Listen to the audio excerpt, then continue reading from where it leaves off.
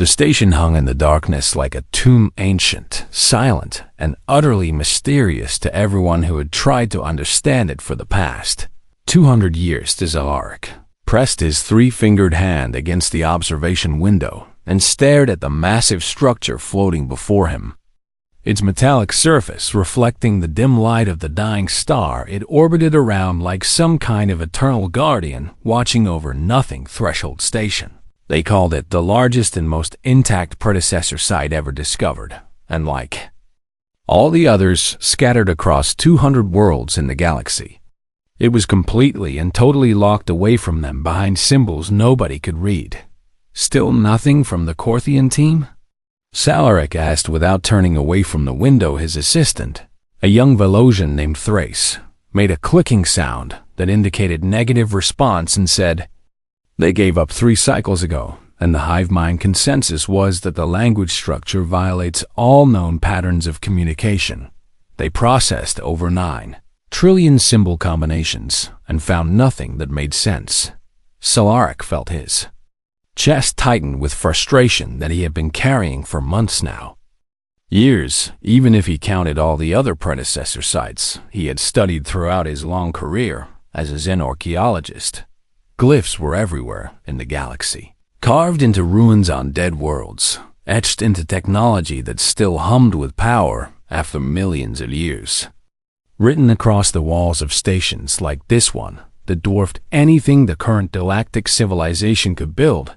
Every species had tried to decode them, and every species had failed completely. The Dialects brought their pattern-matching abilities that could identify linguistic structures and static noise, but they found nothing. The Corthians applied their trillion mind processing power and came up empty. The Saltine used quantum probability analysis and declared the glyphs might not even be language at all, but something else entirely. Scilark had dedicated his entire life to studying the predecessors, and after 40 years of work, he was no closer to understanding who they were or why they had vanished from the galaxy, leaving behind only these magnificent structures and these impossible symbols. "The Council wants a status report," Thrace said quietly, breaking into Scilark's thoughts with obvious reluctance. "Tell them the truth." Scilark replied with a gesture that indicated resignation. "We have gathered the finest minds from 40 species and stationed them here for 6 months, and we still cannot read a single word. The technology inside Threshold Station could revolutionize everything we know about energy, propulsion, medicine, but we cannot access any of it because we cannot read the instruction manual." He meant it as dark humor, but Thrace did not laugh. Nobody laughed about the predecessor problem anymore because it had become the greatest frustration in galactic scientific history. The symbols seemed to mock them with their mere presence because they were clearly organized and clearly intentional, but followed no rules that any living species could identify. Linguists argued whether they were ideographic or phonetic, whether they should be read left to right or top to bottom or in spirals, whether they represented sounds or concepts or something completely alien to modern thinking. Some researchers had even proposed that the predecessors thought in ways so fundamentally different from modern species that their language could never be translated, that it was locked behind a wall of incompatible cognition. Scilark hated that theory because it meant giving up, and he refused to give up when the answers were right there in front of him, carved into metal and stone and waiting. "There is one more thing," Thrace said carefully.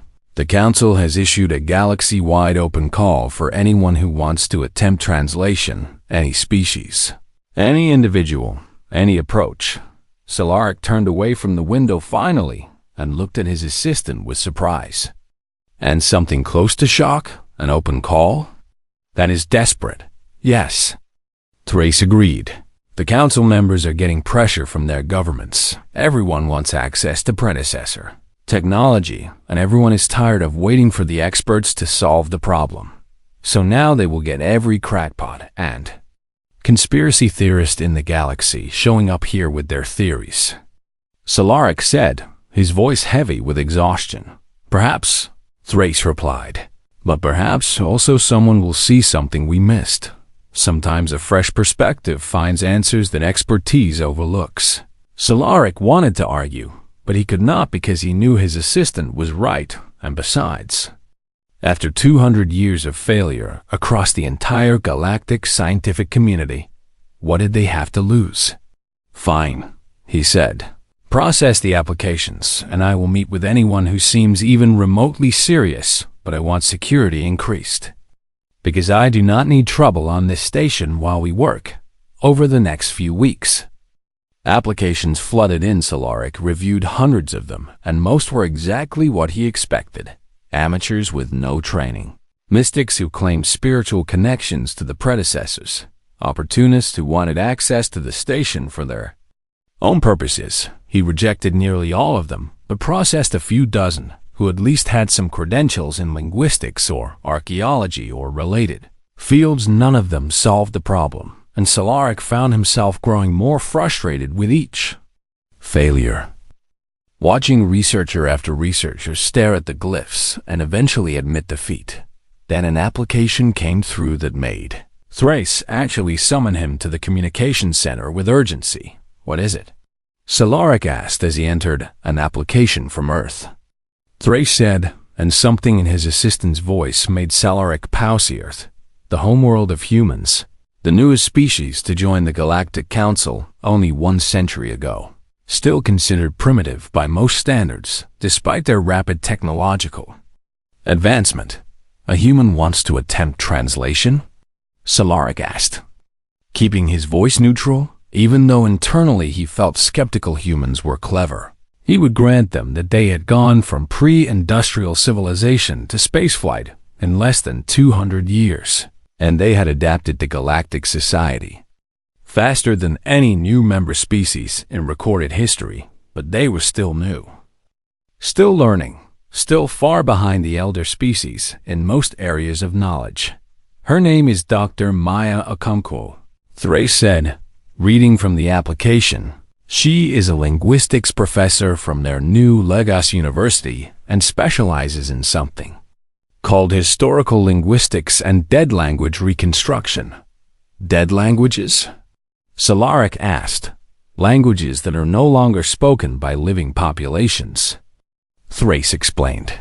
"Apparently, Earth has had thousands of different languages throughout its history, and many have gone extinct. She studies them." Solaric considered this it was an unusual specialty, and perhaps unusual was what they needed. "Right now, does she have any relevant experience with non-human languages?" "No," Thrace admitted. "Her entire career focuses on human linguistic history." That should have been reason enough to reject the application, but something made Solaric hesitate. Some instinct that he had learned to trust over his long career. "Approve her application," he said finally. "What harm can it do? Maybe a completely different perspective is exactly what we need."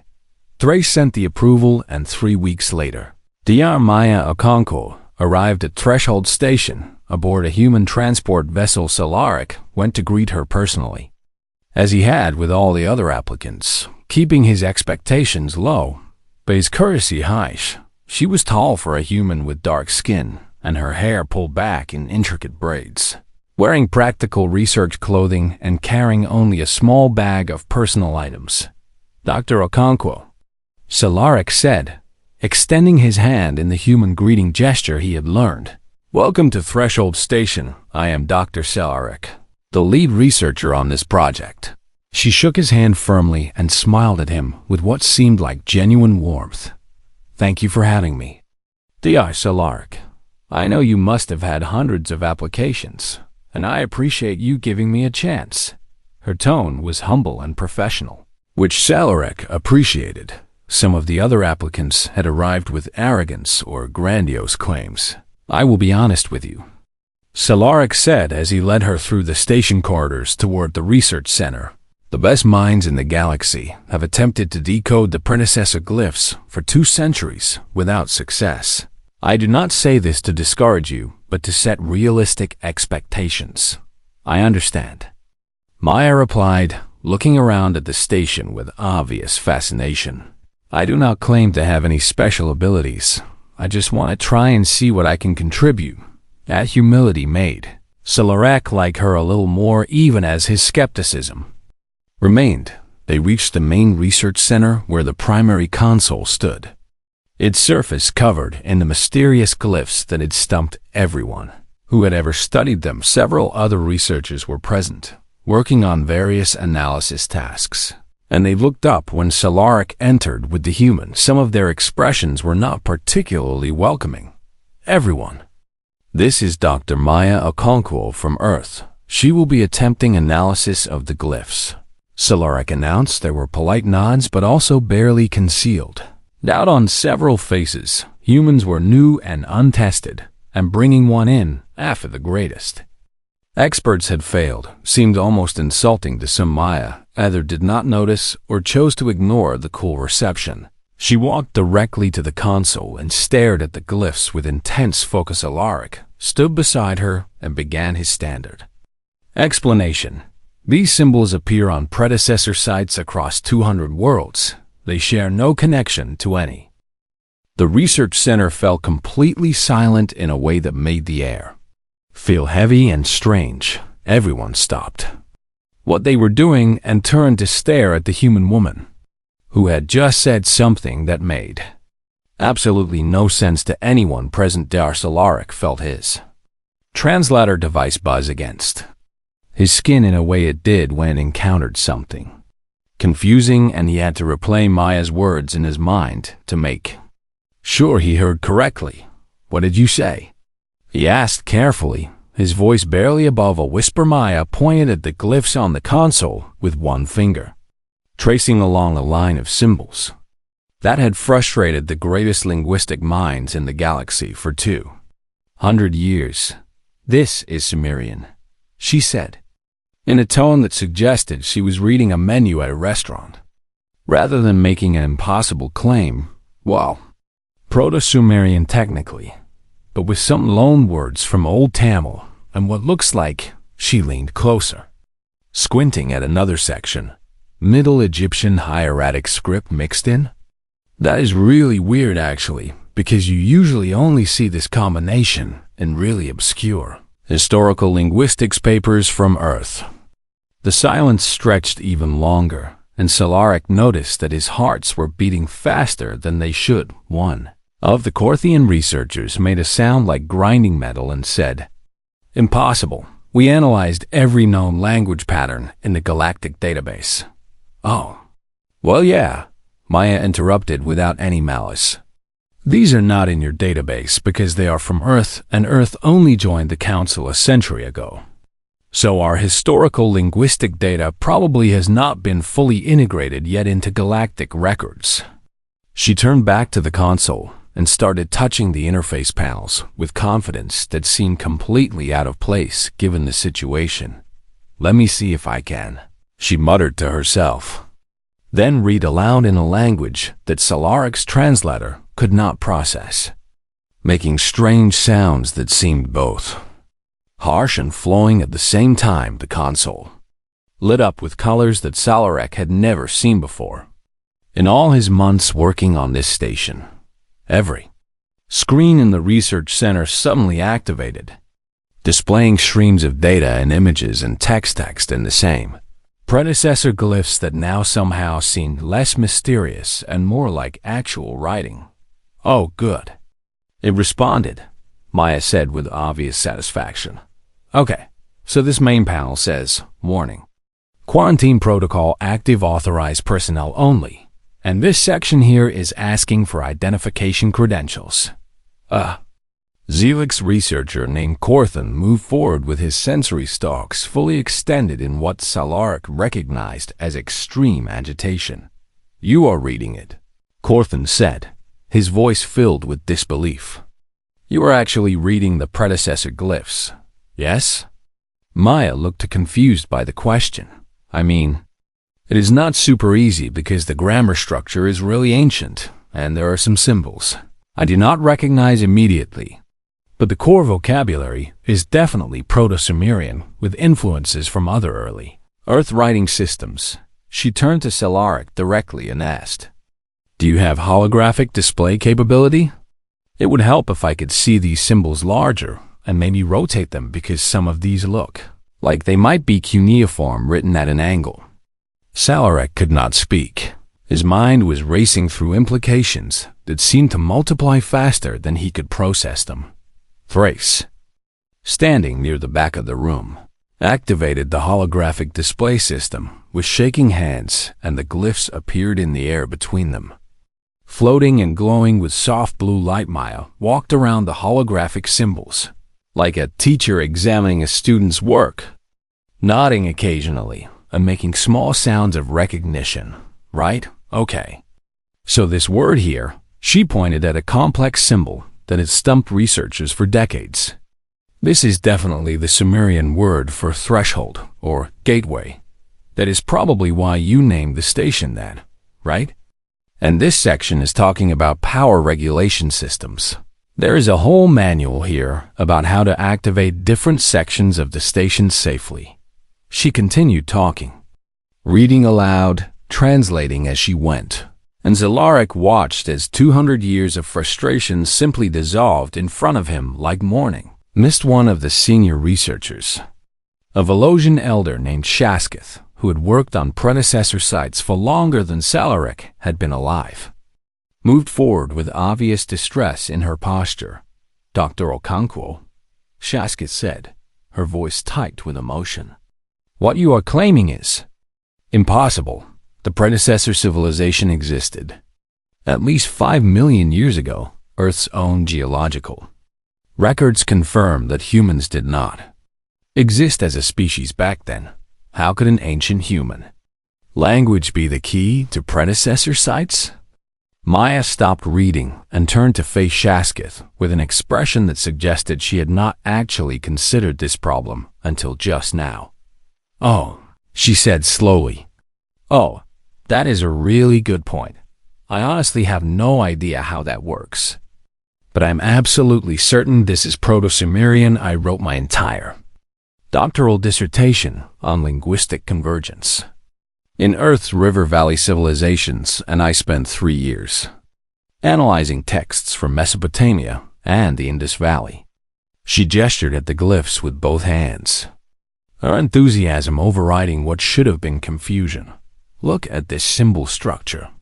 This is absolutely from the Uruk period, probably around 3500 BCE by Earth dating, and these markings here are definitely Tamil Brahmi script, which developed later but shares roots with earlier Proto-Dravidian writing. I know this sounds impossible, but I also know what I am looking at." Celaric finally found his voice again and said, "Could it be coincidence? Could the predecessors have independently developed symbols that happen to look like ancient Earth writing?" Maya considered this seriously, tilting her head and looking at the glyphs again with a more critical eye.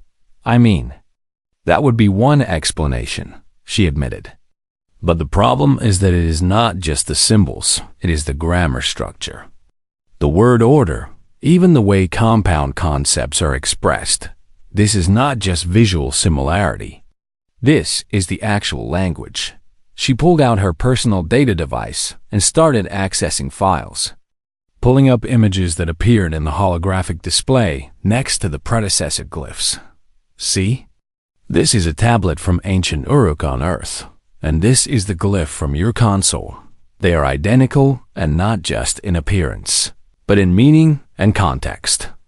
The research center erupted into chaos as everyone started talking at once. Some researchers were pulling up their own data. Others were contacting colleagues on their homeworlds. And several were simply standing in shock. Celaric held up his hands for silence, and eventually the noise died down enough for him to speak. "Dr. Okonkwo, I need you to understand how significant this is," he said carefully. "If what you are saying is true, if the predecessor glyphs are actually ancient Earth languages, then the implications are," he struggled to find words, "they are beyond anything we have considered." "I get that," Maya said. And for the first time, she looked a little nervous. And I want to be really clear that I do not understand how this is possible. The timeline does not make sense at all, but I know what I am reading and I can prove it. She turned back to the console and started entering commands, speaking aloud as she worked. This panel controls environmental systems. I'm going to try to activate the atmospheric processors in Section 7 of the station. That should be a safe test that will not damage anything. Her fingers moved across the interface with growing confidence, and Solaric wanted to stop her. Wanted to tell her to wait and let them analyze this more carefully. But he also desperately wanted to see if she could actually do what she claimed. Maya pressed a final symbol and said, "There, that should activate them." For a moment nothing happened, and Solaric felt disappointment beginning to settle over him like a familiar weight. Then Thrace shouted from his monitoring station, "Section 7 atmospheric processors are coming online, oxygen levels increasing. Temperature stabilizing." It worked. It actually worked. The room exploded into noise again, but this time it was excitement rather than disbelief. Researchers were rushing to their stations, checking readings, confirming that yes, systems that had been dormant for millions of years were now responding. Maya stood at the console looking pleased, but also slightly overwhelmed as several researchers crowded around her asking questions. All at once, Solaric moved through the crowd and placed a gentle hand on Maya's shoulder, guiding her away from the chaos toward a quieter corner of the research center.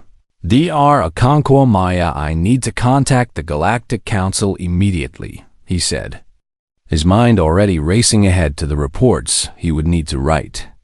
"This is the most significant archaeological discovery in galactic history, and we need to bring in more human linguists immediately. How many experts in these ancient Earth languages exist?" Maya thought for a moment and said, "Well, Sumerian specialists, maybe 200 across Earth. Tamil experts, several thousand. Egyptologists, probably 10,000, but the real challenge is that these are all separate fields, and most specialists focus on one region or time. Period. You would need people who understand the connections between different ancient writing systems. Can you recommend anyone?" "Yes, definitely. I know several colleagues who would be perfect for this. But Dr. Solaric, we really need to figure out how this is possible before we go too much further." Solaric agreed completely, but he also knew that understanding would come with time and investigation. Right now, they had made a breakthrough that would change everything. 3 weeks after Maya Okonkwo first read the predecessor glyphs, Threshold Station had transformed from a quiet research outpost into the busiest location in the entire galaxy. Ships arrived daily carrying specialists from Earth, Assyriologists who studied ancient Mesopotamia, Egyptologists who had spent their careers decoding hieroglyphics, Sanskrit scholars who understood the roots of Indo-European languages, and dozens of others who specialized in writing systems that had died out thousands of years ago on a distant planet. Dr. Solaric watched them work with a mixture of amazement and growing unease. They moved through the station like people returning to a home they had forgotten, reading signs and labels and technical manuals with increasing confidence. The untranslatable predecessor glyphs were falling before human linguists like walls made of paper. A cheerful man named Dr. James O'Dore, who specialized in Olmec and Mayan writing systems, discovered that the navigation system used a combination of Mayan astronomical notation and something he called Jiahu symbols from Neolithic China. A quiet woman named Dr. Sarah Hadid found that the medical bay labels were written in what she identified as Indus Valley script, which had been undeciphered on Earth until now but made perfect sense when she had the predecessor context. The work from every discovery raised more questions than it answered. Solaric stood in the main observation deck with Maya and James, looking out at the increasing number of ships docked at the station. "Your people seem excited," he observed. "They are living every linguist's dream. Maya replied with a smile.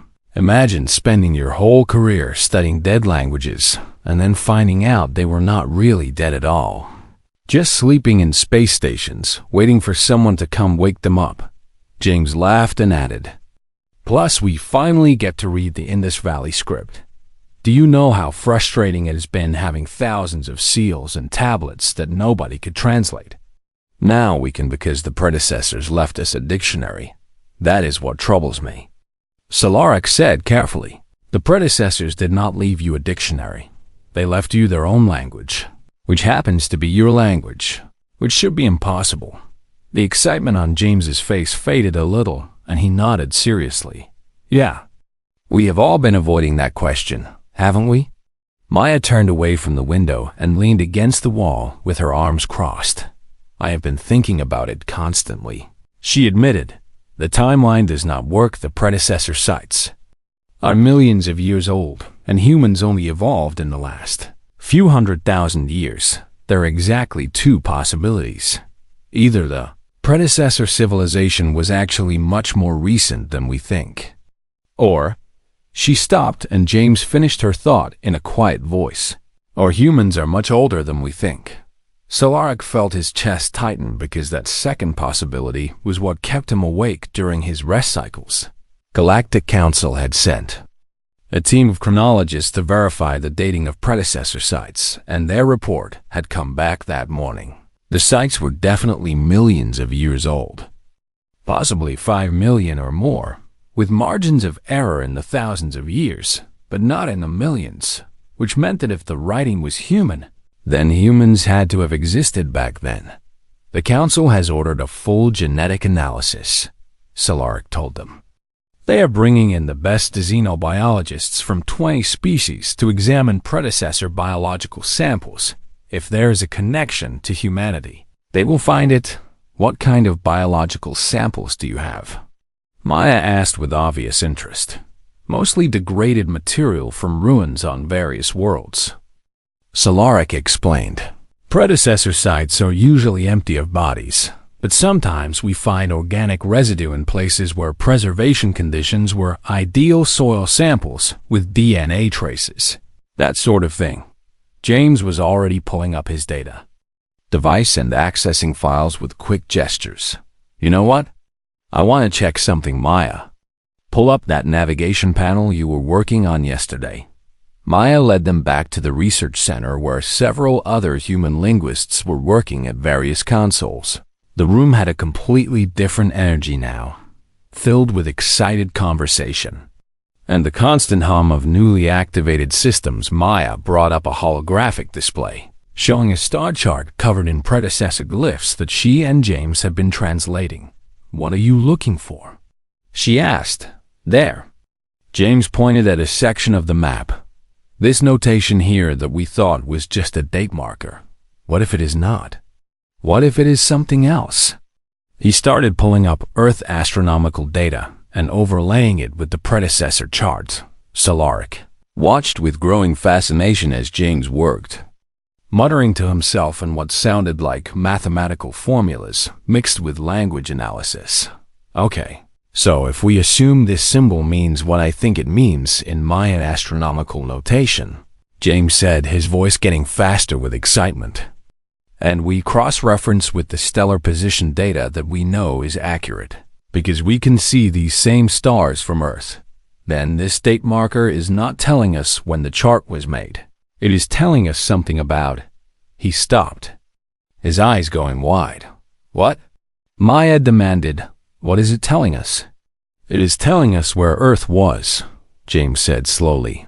"This is a navigation marker showing the position of a specific star system at a specific time. And that star system is Sol, our sun, but the position is wrong for current time. It is showing where Sol would have been approximately 5 million years ago." The room went silent as the other researchers stopped their work to listen. Solaric felt something cold settle in his stomach. "You are saying the predecessors knew about Earth 5 million years ago?" "I am saying more than that," James replied, his hand shaking slightly as he manipulated the star chart. "Look at these other markers. These are not just observations. These are travel routes. The predecessors had regular traffic to and from the Sol system. Maya moved closer to the display and started reading the glyphs surrounding the Earth marker with intense focus. "Oh no," she whispered. "Oh no, James. Look at this notation. This is not saying planet of interest or outpost. This is," she struggled with the translation. "This is saying origin point, or maybe sanctuary. It is hard to translate." "Exactly, but the meaning is clear. Earth was special to them." Another human researcher named Dr. Chen Wei joined them at the display, her expertise in ancient Chinese astronomy adding another layer to the analysis. "These symbols here match Oracle bone script from the Shang dynasty," she said, pointing at a cluster of glyphs. "And they are talking about something called the return. There are references to ships, to people, to leaving and coming back." The pieces were falling into place in a pattern that Solaric did not want to see, but could not ignore. A Velosian xenobiologist named Thorn entered the research center with urgent steps and immediately sought out Solaric. "We have preliminary results from the genetic analysis," Thorn said without preamble. "You need to see this now." Solaric excused himself and followed Thorn to the biology laboratory, where 3 other xenobiologists were gathered around a holographic display showing complex genetic sequences. "Show me." Solaric commanded Thorn, activated the comparison display, and 2 genetic sequences appeared side by side. "This is degraded DNA extracted from organic residue at a predecessor site on Keller 4, Thorn explained, pointing at the left sequence. "And this is human DNA from Dr. Okonkwo." The sequences were not identical, but even Solaric, who was not a geneticist, could see the similarities running through them like threads in a tapestry. "How close is the match?" he asked, accounting for 5 million years of genetic drift, mutation, and degradation. Thorn's voice was strained. "They are a match. The predecessor genetic material is ancestral human DNA, or something so close to human that the differences could easily be explained by evolutionary time."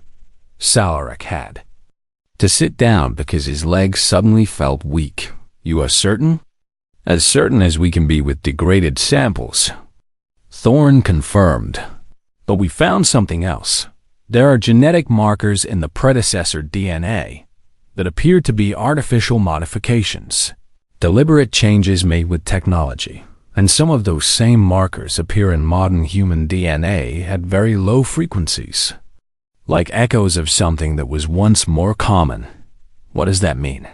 "It means the predecessors were not just human," Thorn said quietly.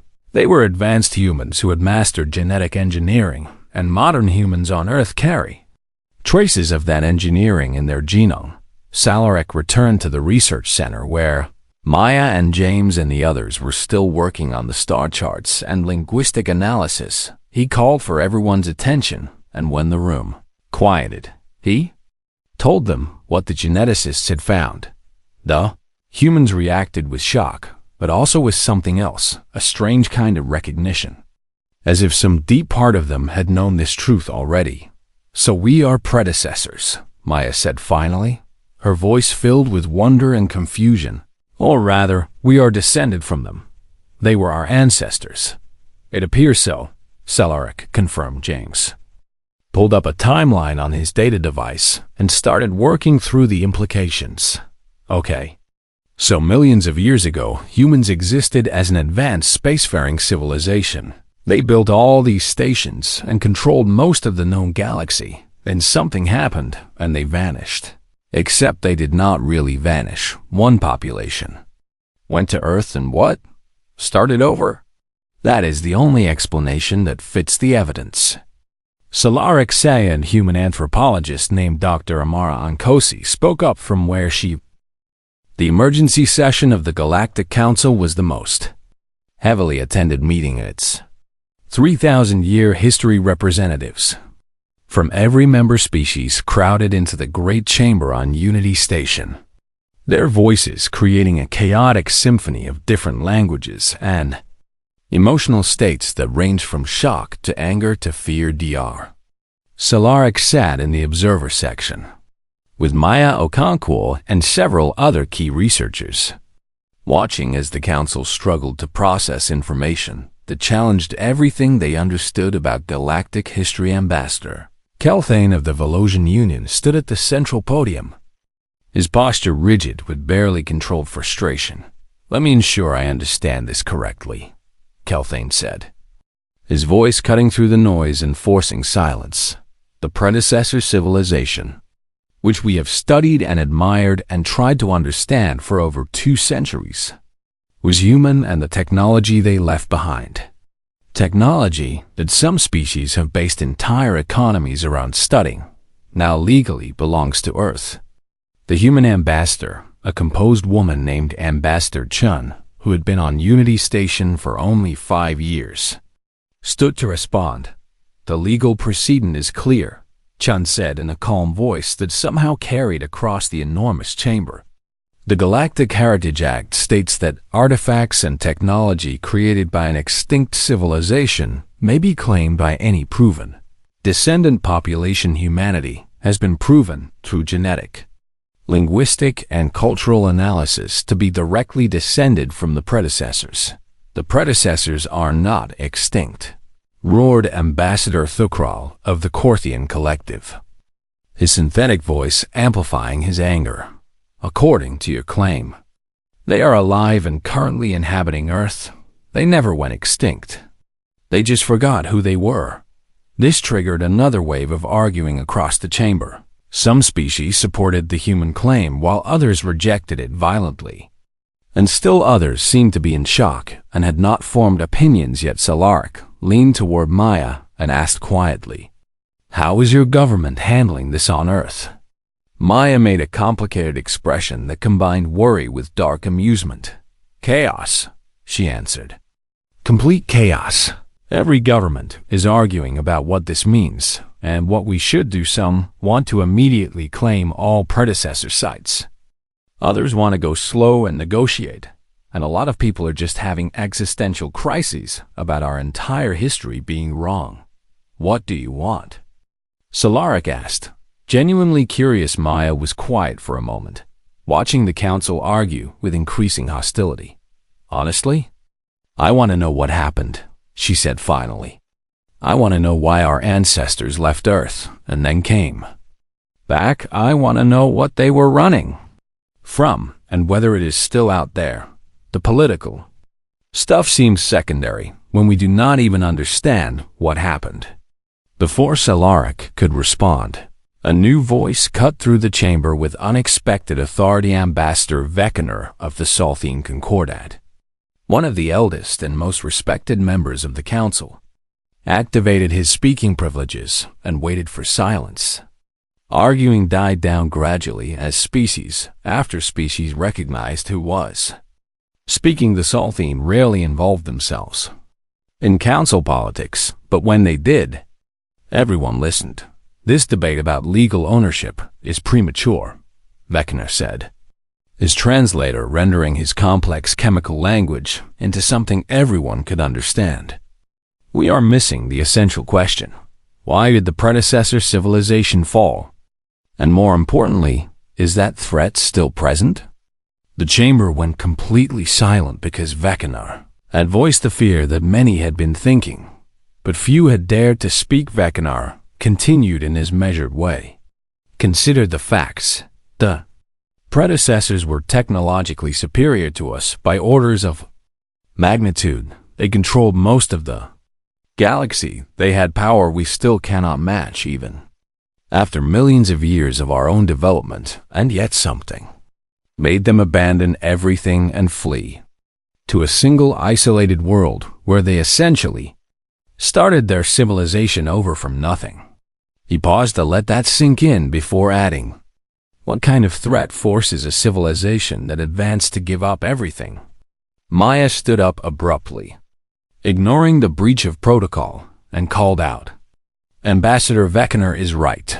We need to access the predecessor databases and find out what happened before we argue about who owns what." Several council members objected to her interruption, but Vecchiner gestured for her to continue. Dr. Okonkwo, you have been leading the translation effort at Threshold Station, he said. What have you learned about the fall of the predecessor civilization? Not enough, Maya admitted. Most of the databases we have accessed so far contain technical manuals and navigational data, but there are sealed archives at Threshold Station that require higher authorization levels to access. We have not been able to open them yet. Why not? Demanded Ambassador Kelthen. I thought you could read the predecessor language. We can read the language, but we cannot bypass the security protocols, Maya explained. The sealed archives require biometric authentication, genetic matching to individuals who had proper authorization, and since the predecessors are millions of years gone, we cannot provide those genetics.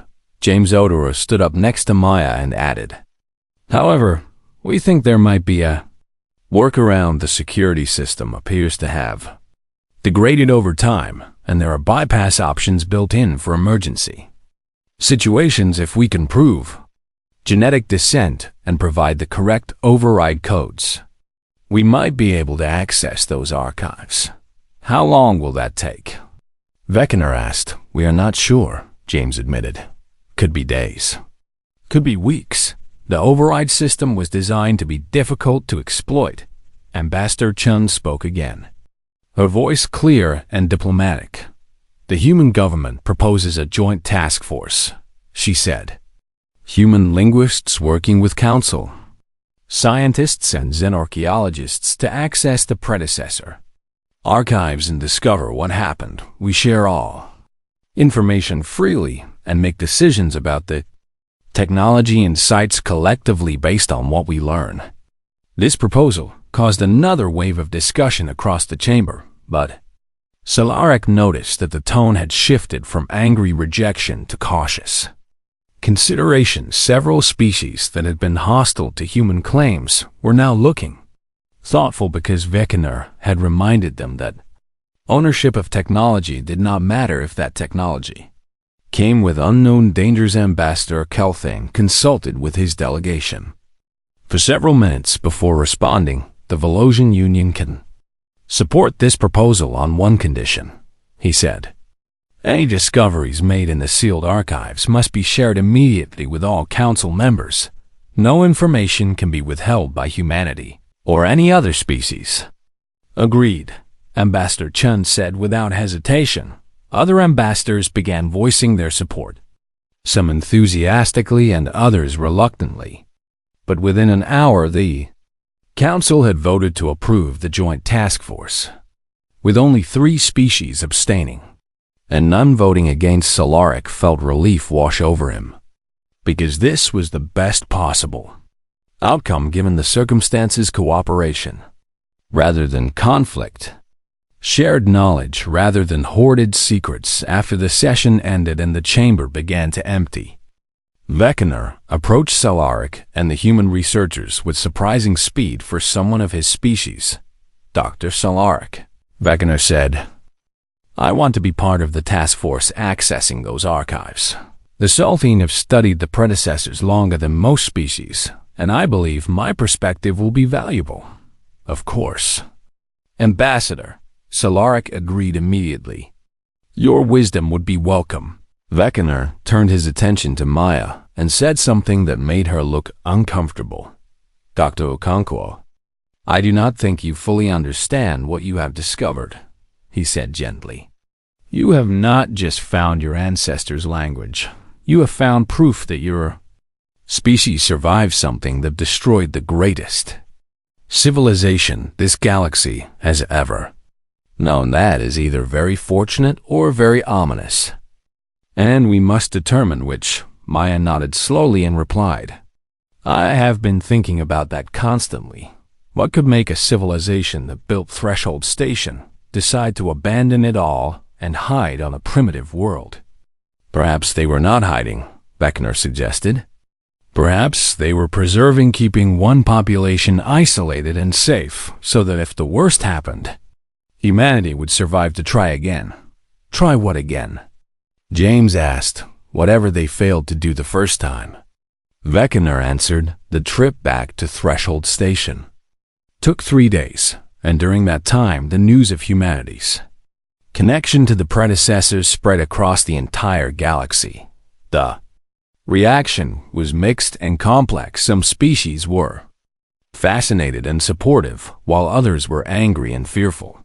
And many were simply confused about what this meant for Galactic Society. Solaric monitored the news feeds and saw protests on some worlds, demanding that humans be expelled from the Council, while on other worlds there were celebrations welcoming humanity as the returning heirs to a great legacy. Earth itself was in turmoil, according to reports. Governments were struggling to maintain order as billions of people processed the reality that their history extended back millions of years, and that their ancestors had ruled the stars before falling to some unknown catastrophe. Religious leaders across every faith were reinterpreting their teachings in light of this new knowledge. Some found ways to incorporate it into existing beliefs, while others rejected it entirely as deception. Scientists were having their own crisis, as every textbook about human evolution suddenly needed massive revision. The message from Earth's ancestors sat in the archive like a bomb waiting to explode. And in a way it already had. Within hours of Maya translating the warning about the silence, every government in the galaxy knew about it, and panic began to spread like wildfire. Solaric watched the news feeds with growing concern as species after species demanded answers that nobody could provide. What was the silence? Where was it? Was it still a threat after millions of years? But humanity's response surprised him. Instead of fear, instead of retreating and hiding as their ancestors had done, humans across Earth and throughout their colonies began to mobilize with a determination that seemed almost reckless. We need to translate more of the archive, Maya said, her eyes red from lack of sleep, but her voice steady with purpose. The warning is clear, but it is not complete. There must be more information about what the silence actually is and how our ancestors fought it. She had been working non-stop for 3 days, barely eating or resting, driven by something that Solaric recognized as uniquely human: the refusal to accept defeat, even when confronted with overwhelming odds. James brought her a cup of Earth coffee that he had somehow managed to find on the station and forced her to take a break. Maya, you are going to collapse, he said gently. We need you functional. I am functional, she protested. But she took the coffee anyway and sat down heavily in a chair. Solaric joined them along with Ambassador Veckener, who had also been working without rest to coordinate the joint task force's efforts. We have translated approximately 30% of the sealed archive, Veckener reported. And what we are finding is disturbing. The predecessors did not just encounter the silence. They fought it for over 1,000 years before finally losing. Losing how? Solaric asked. That is unclear, Veckener admitted. The records describe attacks on colony worlds, entire systems going silent with no survivors, fleets disappearing without trace. But there are very few descriptions of the silence itself. It is as if the predecessors could not properly perceive or understand what they were fighting. Maya looked up from her coffee with sudden intensity. That is exactly what they said, she realized. Look at the word they used. Silence. They did not call it an enemy or an invasion or a species. They called it silence because that is what it did. It made things silent. Made them stop. Made them cease to exist. A weapon? James suggested. Or a phenomenon, Maya countered. What if the silence is not something alive, but something else? Something like a cosmic event or a force of nature that our ancestors did not have words to describe. This triggered an intense debate among the researchers present about the nature of the threat. But Solaric noticed that none of them suggested giving up or hiding, even faced with evidence that the predecessors had failed against this threat.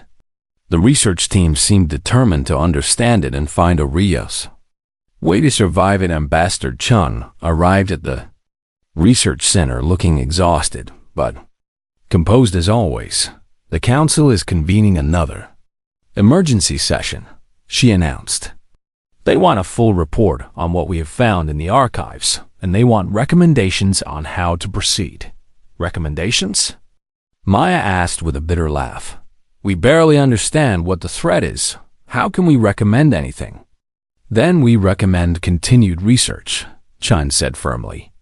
And we recommend that all species work together to prepare for the possibility that the silence might return, if it has not already. Vikaner made a sound of agreement and said, The Solphine Concordat supports this approach. We have access to deep space monitoring systems that have been operating for centuries. If the silence is active in our galaxy, we may be able to detect signs of its presence over the next week.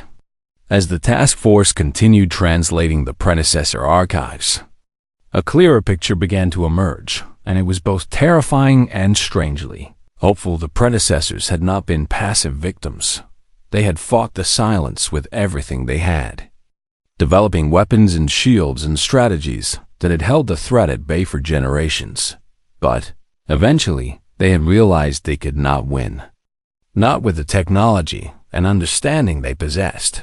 So they had made the ultimate sacrifice. They had sent most of their population to Earth, erased all records of that world's location from their databases, and ordered the refugees to abandon all technology and start over as primitive hunter-gatherers. Then the remaining predecessors had launched a final desperate gambit. They had attacked the silence directly with everything they had left, hoping to draw it away from Earth and give humanity time to grow strong enough to face it eventually. Maya found this information in a personal log left by someone whose name translated roughly as Keeper of Final Hope. The log entries were written in beautiful, flowing Sumerian, and they described the last days of the predecessor civilization with heartbreaking clarity. She read one entry aloud to the assembled researchers, and her voice broke halfway through.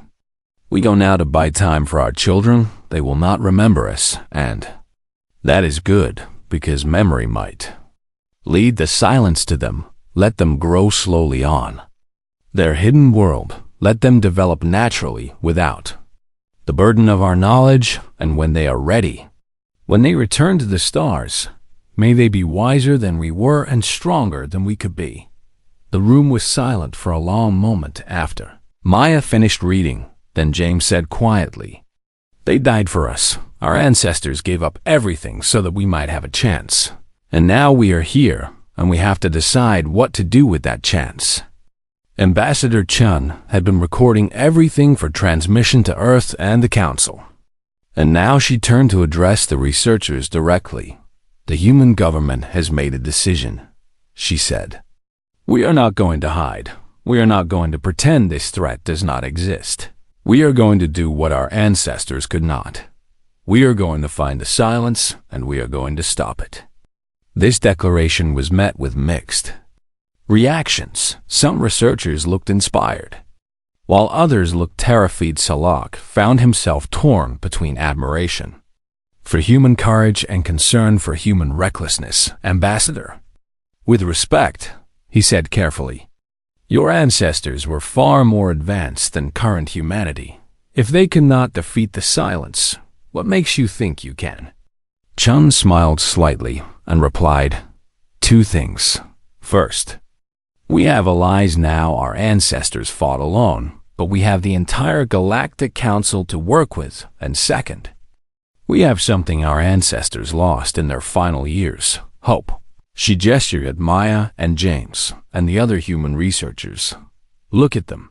They discovered that their entire history was a lie, that their ancestors were refugees from a cosmic catastrophe, that an existential threat might still be hunting them, and their response is not fear.